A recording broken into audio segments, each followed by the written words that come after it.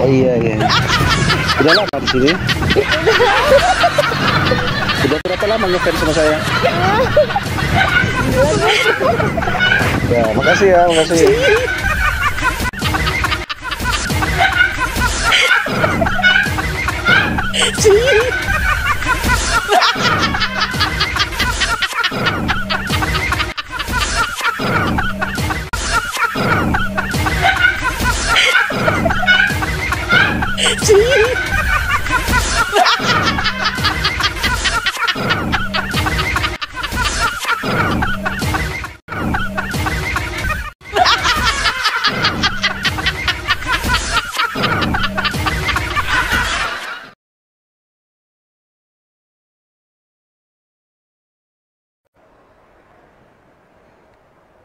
Kamu lagi ngapain? Nggak lagi ngapa-ngapain. Nggak lagi ngapa-ngapain, kayaknya sibuk banget. Ini lagi buka-buka IG doang. Oh, menurut kamu foto aku yang ini gimana? Bagus. Masa? Iya bagus, tempatnya bagus, kamu juga kelihatan cantik. Alah, bohong. Beneran bagus. Kamu suka? Suka. Alah, ngemeng doang. Kenapa sih? Udah bilang bagus. Gak percaya nih. Kenapa nggak di-like foto aku? Emang udah kamu posting? Udah, 10 menit yang lalu. Iya mana aku tahu, santai dong. Kok kamu nggak tahu sih kalau aku habis posting? Gimana aku tahu, emang aku dukun. Ya emang kamu nggak aktifin notif aku? Aktifin? Ya terus, kenapa nggak di-like? Ya kan aku lagi gak buka IG. Tadi lu bilang lagi buka IG ya? Waduh, mati gue. Ih, gue cekik nih biar beneran mati nih.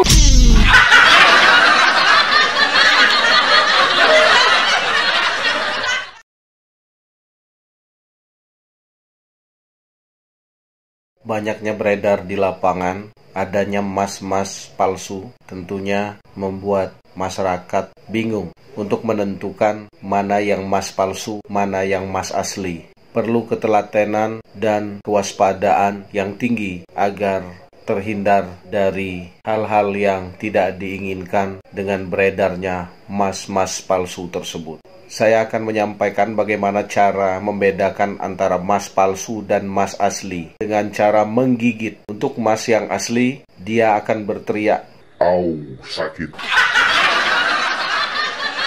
Tapi kalau dengan emas yang emas yang palsu, ketika digigit, dia akan berteriak, "Au." Tolong. Au. Nah, itulah caranya membedakan antara emas yang asli dengan emas yang palsu.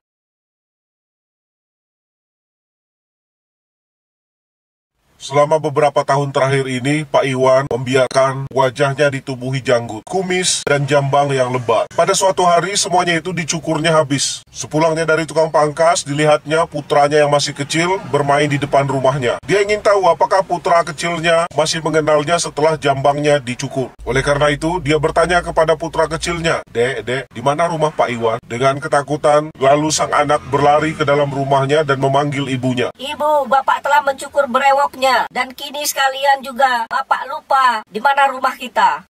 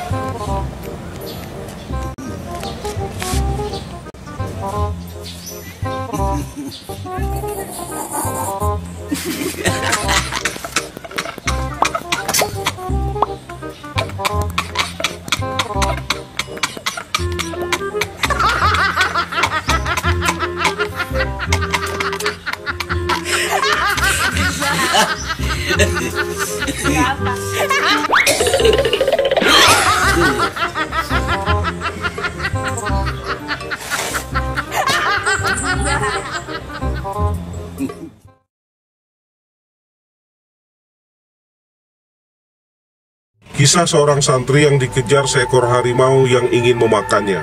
Di suatu pondok pesantren yang lokasinya berada di tengah hutan, ada suatu kejadian yang sangat mengerikan.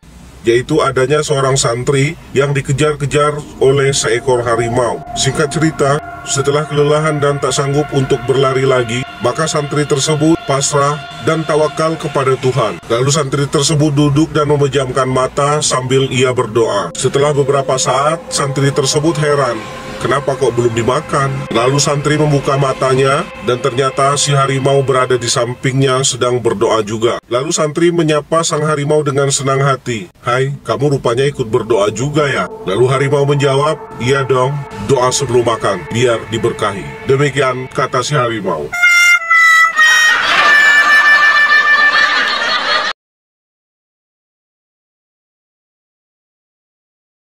Zaman dahulu kan belum ada lampu listrik, masih pakai lampu minyak. Di sebuah desa, hiduplah sepasang pengantin, keduanya masih tinggal bersama ibunya. Kebiasaan dari pengantin laki-laki, sebut saja Udin, tengah malam selalu saja kelaparan dan makan. Tentunya hal tersebut sudah diketahui oleh si istri, sebut saja Markonah. Malam itu, si Udin merasa kelaparan, ketika dibukanya tudung nasi ditemukannya lah gulai kesukaannya, yaitu sambal mungkus. Sehingga dilahapnya sambal mungkus tersebut sampai habis. Usai makan, masuklah si Udin ke kamar untuk melapor kepada sang istri. Tapi naas bagi si Udin, karena penerangan terbatas, maka si Udin salah masuk kamar, dan ia masuk ke kamar ibu mertuanya. Dek, sambal bungkus sudah kuhabiskan." Berbisiklah si Udin di telinga mertuanya, lalu sang mertua menjawab, Oh, tidak apa-apa nak, itu kan memang mau dimakan. Sontak si Udin kaget dan berlari keluar dari kamar tersebut. Dengan perasaan malu, pagi harinya, Markonah tidak lagi menemukan si Udin di rumah, karena si Udin sudah lari kabur tadi malam. Kemanakah si Udin kabur? Saya tidak tahu, karena cerita ini adalah cerita karangan.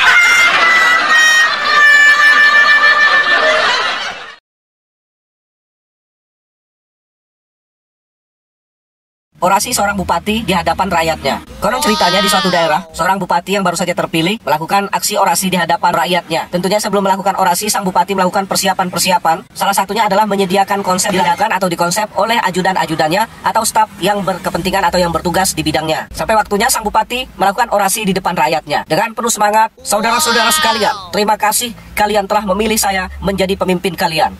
Oleh karena itu, saya akan membangun kabupaten ini menjadi lebih baik lagi. Kita akan membangun seluruh fasilitas. Setelah saya bertugas, mulai hari ini, saya akan membangun beberapa pabrik-pabrik. Saya akan membangun pabrik minyak goreng. Saya akan membangun pabrik-pabrik kendaraan mewah. Saya akan membangun pabrik tekstil. Ketika sang bupati menyebutkan pabrik tekstil, lalu sang ajudan menghampirinya dan berbisik kepada sang bupati. "Maaf pak," kata ajudan, "kurang esnya pak." "Iya betul, kita akan bangun pabrik es juga." Masyarakat berteriak sorak gembira dan ada yang merasa lucu. Maksud dari sang ajudan tekstil, kurang esnya adalah tekstil. Bupati.